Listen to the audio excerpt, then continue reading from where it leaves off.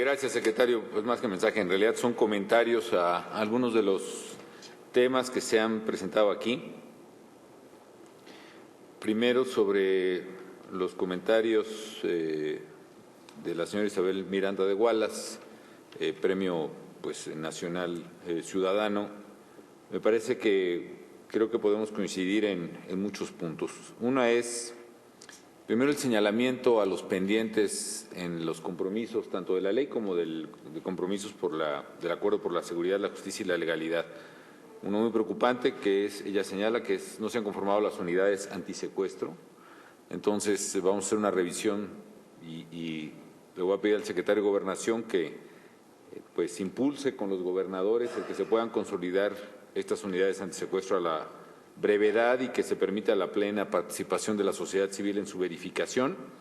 También les voy a pedir a los integrantes del Gabinete de Seguridad que me presenten un reporte de la integración y funcionamiento de sus propias unidades antisecuestro, en concreto aquí Seguridad Pública y Procuraduría General de la República, para no estar en falta de ese tema.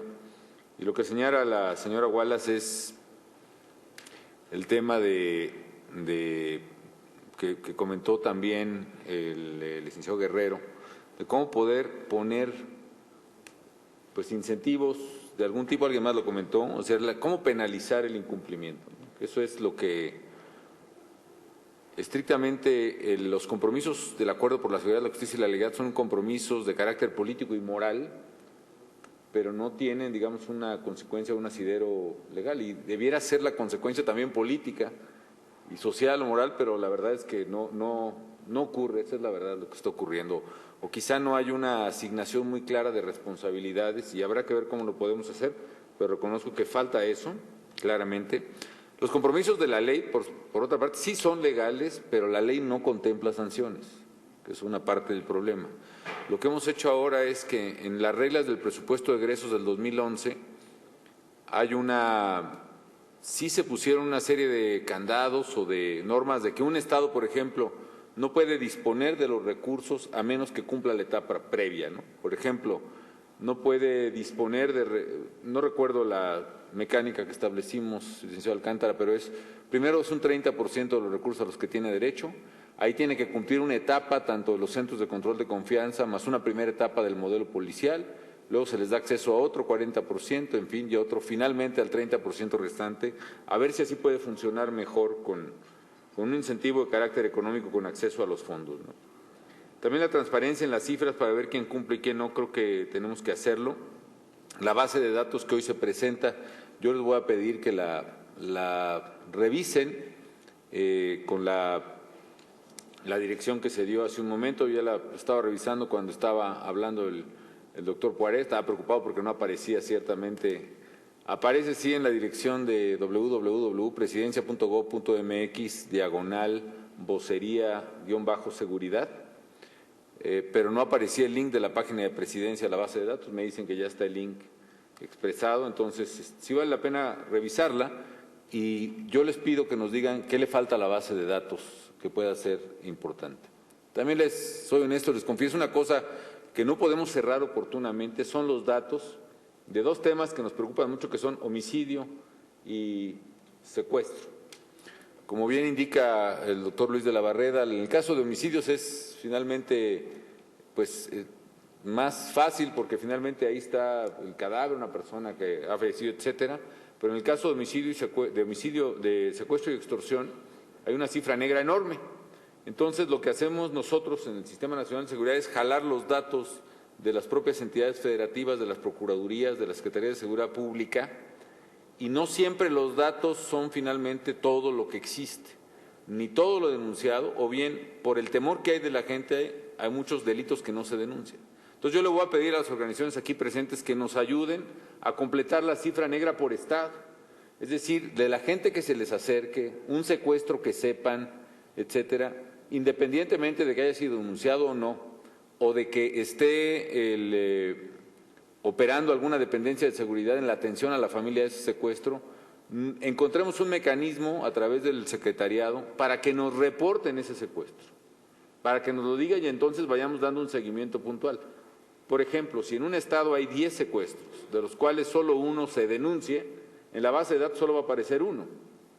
Pero si ustedes nos reportan los otros 10 u 8 por lo menos, sí vamos a poder monitorear si ese estado va avanzando o no en esta materia de secuestro.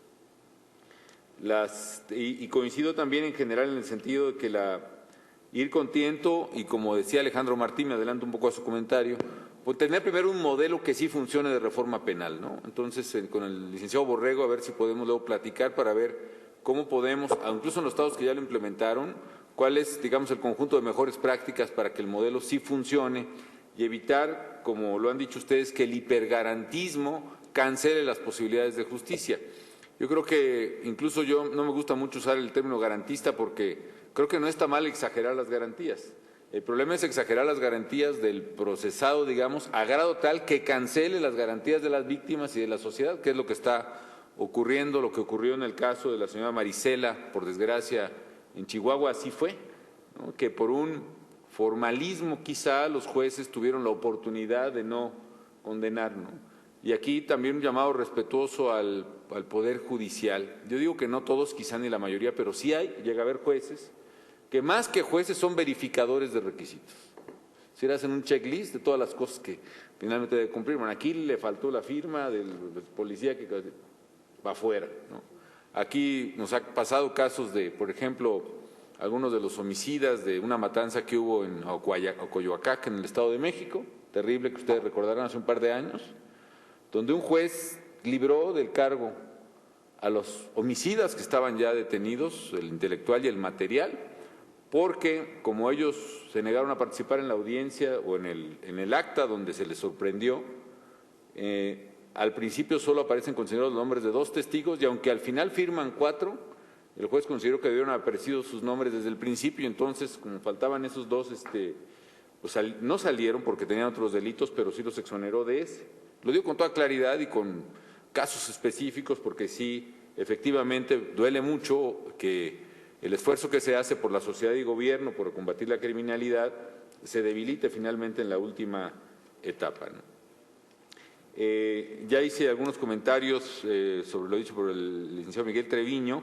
Yo con mucho gusto reitero el ofrecimiento de interponer o anteponer los buenos oficios del Gobierno federal para efectivamente rearticular la colaboración entre los niveles municipales y estatales y que nos permita seguir adelante en este esfuerzo que creo que empieza a rendir frutos, coincido, en el Estado de Nuevo León. También lo que dice la licenciada Edna, con mucho gusto, la verdad es que sí, para mí también la información es importante y coincido, la política pública si no se construye sobre bases de información no sirve. Entonces, tomo nota de la fecha del 31 de marzo y le pediría simplemente que se nos hagan llegar digamos, el requisito que hace falta para incluso hacer más eficaz la información que se pone adelante. También yo había dado instrucciones, secretario Blake, por favor, auxílieme, en lo que se había señalado de la norma oficial de información que se había mencionado hace rato por algunos de los participantes en algunos de los foros, ¿no? Arturo, no sé si era Arturo Guerrero o Arturo Arango, perdón. Esto es una instrucción que estaba dada en el Gabinete de Seguridad, pero efectivamente coincido en la importancia de que existe esa norma oficial sobre la información que debe proporcionar el gobierno. Alguien más mencionó sobre la información que debemos dar en los informes presidenciales. Creo que la misma Edna así lo mencionó y estoy totalmente de acuerdo con ello. Respecto de la arquitecta Graciela García Bringas, insisto, los apoyos que ha anunciado esta mañana al intervenir implicará no solo, y bien decía el señor Gallo, no solo los viáticos, sino también lo que posibilita a las organizaciones no gubernamentales a operar debidamente en el seguimiento de estos programas, pero sí quiero rescatar los datos que da la propia arquitecta Graciela y su comisión, que es que del compromiso que teníamos todos y las entidades federativas de tener centros de control de confianza, solo hay certificados 4, 2 del gobierno federal y 2 de entidades federativas, una es Baja California, creo que la otra es Guanajuato, me parece, o probablemente una de ellas, y 7 en proceso de verificación. O sea, para efectos prácticos solo hay 11 que están más o menos avanzando.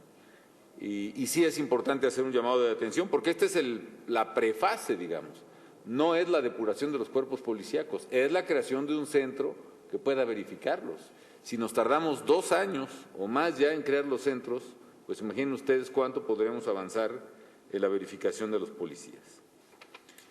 La sede de la entidad se comentó ampliamente, el gobierno federal está empeñado en hacerla avanzar rápido, hubo ahí un atorón en pues yo creo que yo no le vería ni siquiera malentendido con el IFE, ¿no? Que había ciertas tensión en cuanto a eso, pero por lo pronto vamos avanzando, primero con los menores de 18 y ojalá lleguemos, el secretario de Gobernación está trabajando para que pues, vayamos de la mano y que sea un solo documento de identificación personal como marca la Constitución de que nos rija.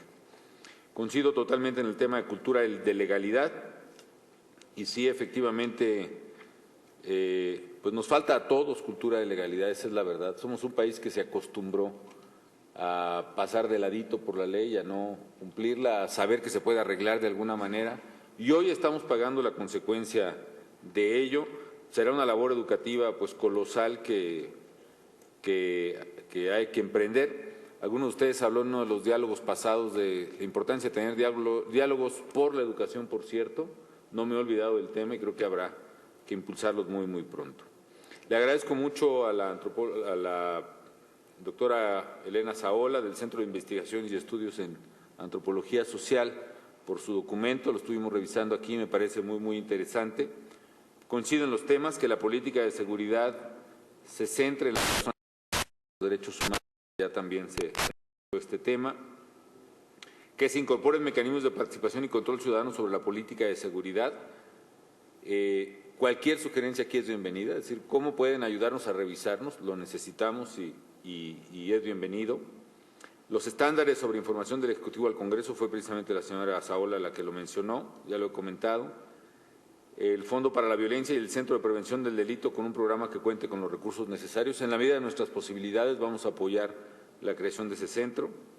Y las medidas para mejorar las condiciones de vida en los penales, ya no lo comentó el licenciado García Luna, pero nada más si me ayuda, ¿cuántos penales finalmente se han ya asignado, autorizado los últimos?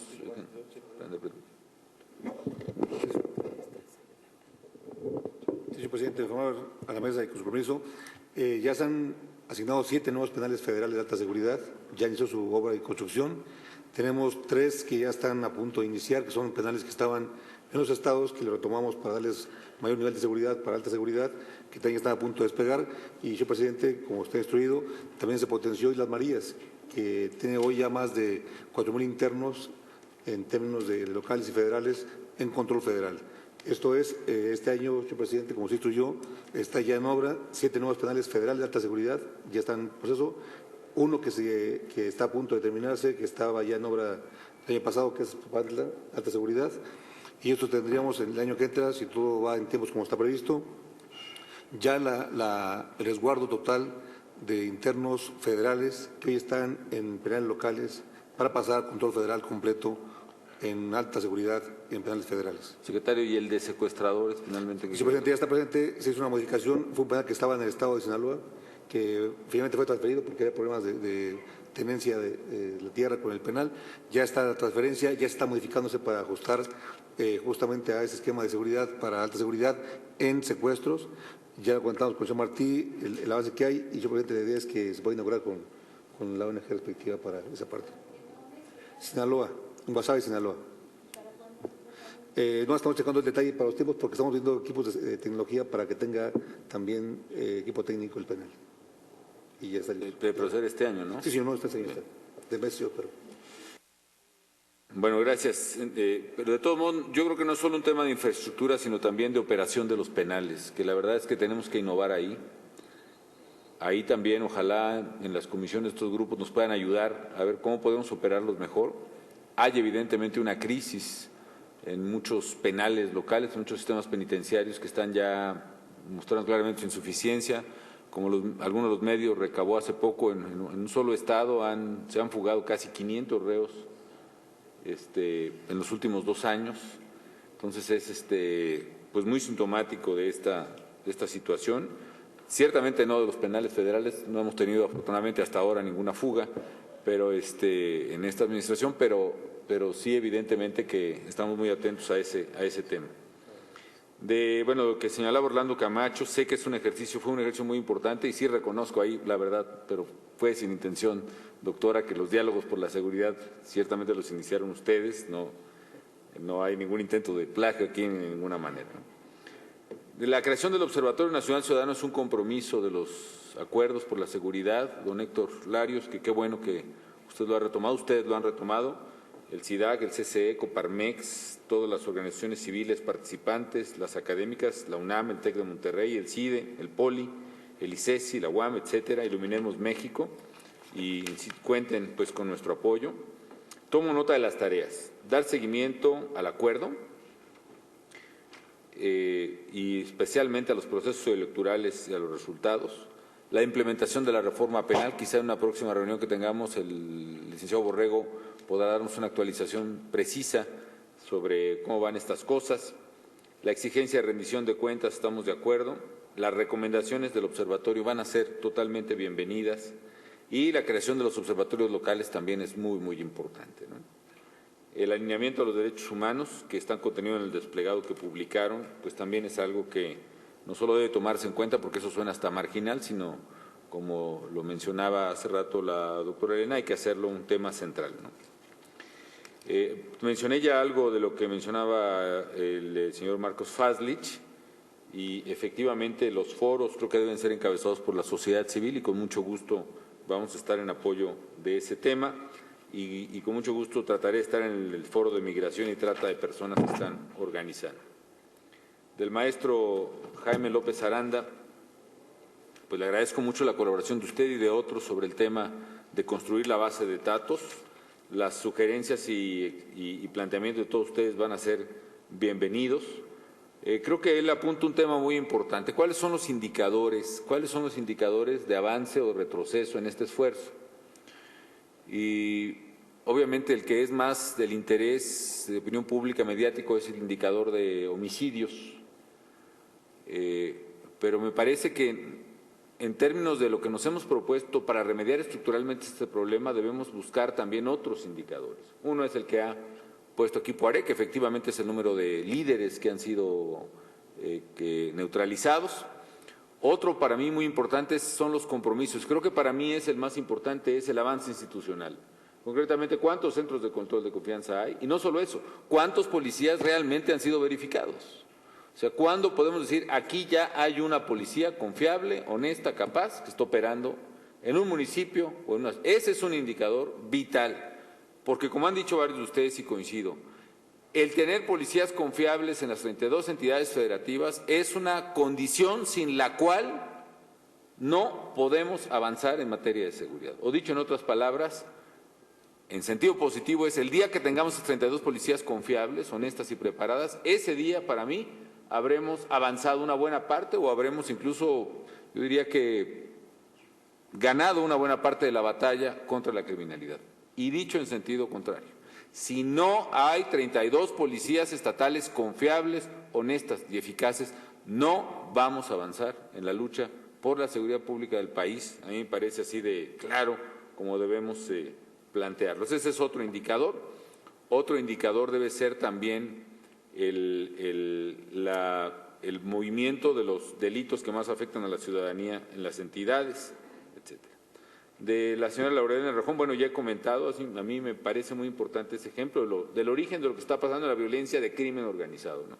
Crece un mercado, en este caso hasta la playa, donde suele vacacionar con sus hijos, un mercado que busca, bueno, una criminalidad que busca afanosamente un mercado creciente, y en la disputa por el control territorial de ese mercado viene un choque violento, como también lo estamos contemplando en Acapulco. Ahora bien, cuando una banda criminal se apodera del control fáctico de una plaza, como ellos la llaman, en esa medida esa banda criminal se empieza a meter en la vida de los ciudadanos, aunque no sea un tema de drogas. En esa medida la banda empieza a cobrar el piso, que se siente que es dueña de ese piso, entonces lo cobra. En esa medida extorsiona, en esa medida pues también secuestra. Coincido en que estamos enfocados en 8 temas, tiene usted razón, probablemente no sean todos, pero sí creo que son los que más ha coincidido estas y otras mesas en enfatizar y que en cualquier caso debemos subrayar. Agradezco mucho la aportación de la licenciada Basbás sobre la cuestión comunitaria. y con mucho gusto si le pediría que a Cohesión Comunitaria e Innovación Social, si nos sugiere o nos dan propuestas de política pública para incorporar en los programas de gobierno los indicadores de cohesión social, van a ser muy importantes también para nosotros.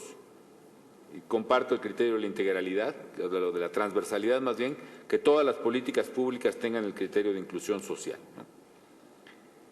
De Gloria Alcocer Olmos, coincido sobre el tema de política para jóvenes. Es cierto, hay una gran participación activa y pasiva de los jóvenes, por desgracia, en el asunto criminal. De hecho, una de las cosas, espero que aparezcan ahí, doctor Poiré, en la base de datos es cómo hemos visto poco a poco, digamos si fueran gráficas de barras de edad de víctimas o detenidos, cómo se van desplazando las barras hacia abajo en materia de edad. Es decir, cada vez son más jóvenes las víctimas, desde confrontaciones entre criminales hasta víctimas inocentes, pero cada vez son más jóvenes las víctimas, las personas ejecutadas, etcétera, etcétera, y cada vez son más jóvenes los detenidos. En el caso, por ejemplo, de los migrantes asesinados en Tamaulipas, algo trágico para México y para el mundo. De las personas que finalmente fueron, pues no puedo decir detenidas, había pues un muchacho de 17 años y otro de 14 años que habían de alguna manera participado en los hechos, ¿no? Entonces sí nos refleja pues un tema enorme. Hay un pendiente de todos, creo que es regular el tema de la pues situación jurídica o la de imputabilidad, como se dice técnicamente, de los menores de 18 años, ¿no? Es un tema que yo los invito también a que lo discutamos, ¿no? Porque efectivamente hay agresores muy violentos, secuestradores muy violentos, que legalmente no lo son en tanto que no tienen 18 años, pero las consecuencias de sus actos son importantes. Coincido en que no se debe criminalizar a los jóvenes, pero sí es un dato muy importante para nosotros, doña Gloria. Los niños y los adolescentes especialmente sí son muchísimo más vulnerables que alguien que puede tomar decisiones por sí solo respecto al uso de drogas. Es decir, un niño, un adolescente, un joven, un niño sobre todo, no está quizá en la capacidad intelectual y en su madurez de vida como para poder optar por una decisión tan importante como es la adicción o no. No tiene plena conciencia de ello y por supuesto que para el gobierno es vital alejar a los niños de esos espacios de adicción. Es vital alejar a todos, ¿no? Pero finalmente alguien que ya es mayor de edad, cualquiera de nosotros, sabe perfectamente qué decisión toma respecto de tener una adicción a drogas o alcohol, coincido, como usted señala, pero en el caso de un niño sí ameritan especialmente la protección de todos y desde luego del gobierno.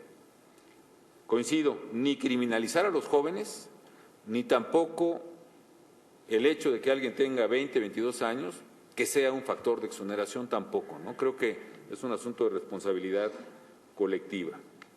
Creo que las bases de datos nos van a ayudar muchísimo para tener información sobre el impacto de este fenómeno en la juventud y tomo nota, sí requerimos políticas públicas al respecto, ¿no?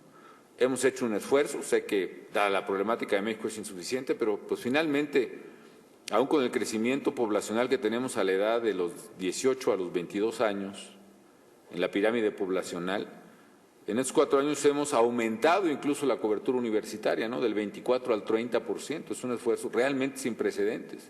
Hay 75 universidades nuevas, hemos ampliado los campus en otras 35, hemos llevado la cobertura de más de 400 prepas, más de 100 por año en esta administración, y aunque falta mucho más porque tenemos 66% de cobertura, pues creo que esa es la directriz que debemos de seguir, independientemente de cualquier sugerencia para una política específica, sectorial de jóvenes también es bienvenida, sin dejar de reconocer las deficiencias que hay en las áreas específicamente creadas para ello en el gobierno federal. De Alejandro Martí, de su ejemplo y de su testimonio, pues todos tenemos mucho que aprender y agradezco sus palabras. Yo tomo nota, Alejandro, de usted y de muchos del tema de la colaboración. Efectivamente, independientemente de que sí es importante revisar quién avanza, quién no, quién tiene responsabilidad y quién la elude, independientemente de ello sí no podemos desistir al esfuerzo de colaborar y construir juntos con estados, con legisladores, con Poder Judicial. Sí creo que es importante desatorar, usando pues la palabra que usted emplea, algunos proyectos que están en el Congreso. Sí es importante legislar con sentido de urgencia estos temas de seguridad. Segundo, sí es importante llamar la atención e invitar respetuosamente al Poder Judicial a que revise su propio rol en este tema, ¿no? Creo que no tenemos mucho hablando de policías y tenemos mucho hablando de sociedad y gobiernos, pero poco hablamos de jueces y creo que tienen mucho que decir en esta materia. Coincido en la preocupación del hipergarantismo y el hipertecnicismo, que sea verdaderamente una reforma que lleve a procesos justos y legales, transparentes, y no una reforma que sea o amplíe los caminos de la impunidad, que ya de suyo son bastante anchos. Ya he hablado del sistema penitenciario y de la reforma política, pues no puedo estar más de acuerdo. Desgraciadamente, pues ha habido otras prioridades en el Congreso. Verónica Vaz, del Centro de Investigación para el Desarrollo. Este tema que comenzó también el doctor Gallo me parece muy interesante, ¿no? Cómo, a la vez de que se combate el crimen, cómo podemos reducir índices de violencia. Eso me parece muy específico. ¿Cómo abordaremos la administración los próximos 2 años? Pues tendremos que seguir siendo consistentes en lo que yo diría que son los ejes principales, ¿no?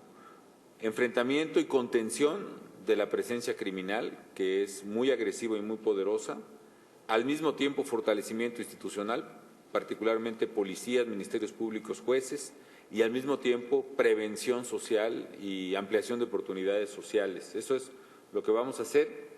¿Qué pasará después? Pues creo que depende de lo que decía el señor Gallo, no más que una estrategia de este gobierno, del presidente, tiene que ser una política que se quede ahí amarrada y que siga para que efectivamente México todo el tiempo, el tramo que tenga que recorrer en materia de tiempo para lograr su seguridad, lo pueda recorrer sin el riesgo de que eso se interrumpa.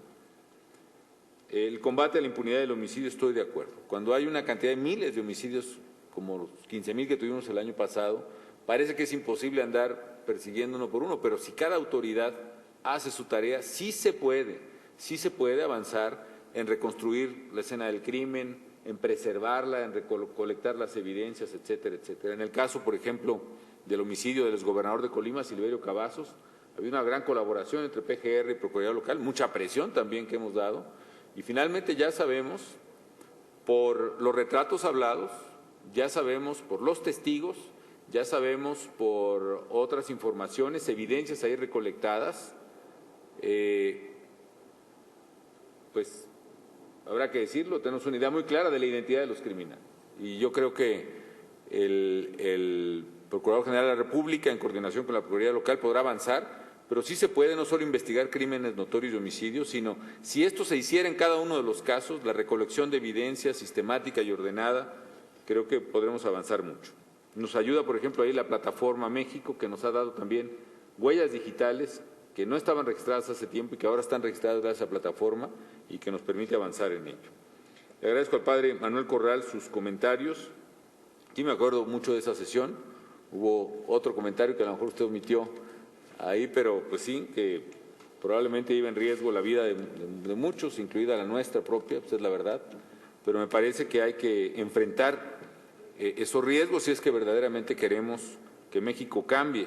Muchas veces al evadir los riesgos, lo único que hemos hecho es incrementarlos, ¿no?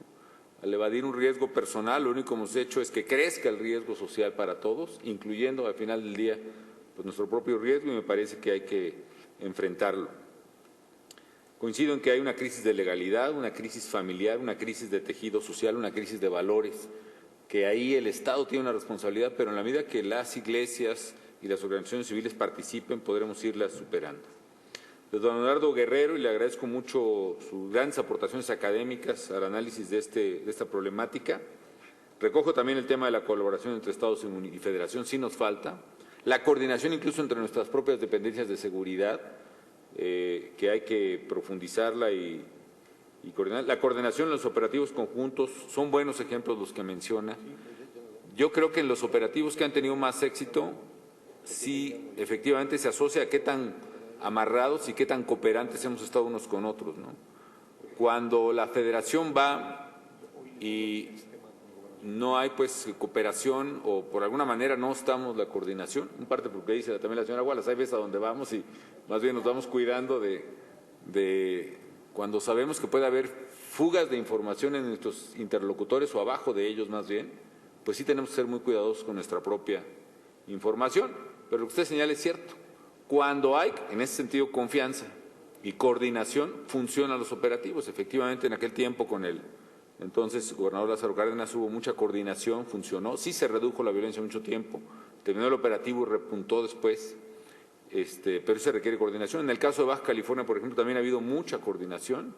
En el caso de Chihuahua, Juárez, sobre todo el año pasado, antepasado, no hubo mucha coordinación, no hubo mucha cooperación, ahora está viendo un poco más. En el caso de Nuevo León, con todo, al principio no hubo, luego sí ha mejorado notablemente y creo que vamos avanzando. En fin, pero el tema de coordinación sí es un detonante, yo creo, del éxito o el fracaso de los operativos. El tercer tema que menciona es el cómo mejorar, si efectivamente cualquier sugerencia de las páginas de PGR, Seguridad Pública o Gobierno Federal es bienvenida. A mí me interesa que las páginas sean manejables y que sean accesibles, ¿no? Bueno, de Elena, bueno, ya comenté, ya se me están revolviendo aquí las hojas, perdón. Bueno, faltó el señor Gallo, que con mucho gusto platicamos en el grupo técnico. A mí me interesa de veras, don Eduardo, ¿cómo podemos mejorar la eficacia del combate al crimen y al mismo tiempo bajar indicadores de violencia? Insisto, hay temas que están pendientes por debatir, debatámoslos con mucho gusto. Sé que desde luego el esfuerzo de ustedes de ninguna manera ha planteado que se retire el gobierno, pero creo que a la hora de plantear alternativas, en eso coincidimos, a la hora de plantear alternativas creo que debe haberlas. Yo estoy convencido que debe haberlas. Yo sé que podemos mejorar las cosas, pero la ayuda que pido de la sociedad es las propuestas y sugerencias para hacerlo.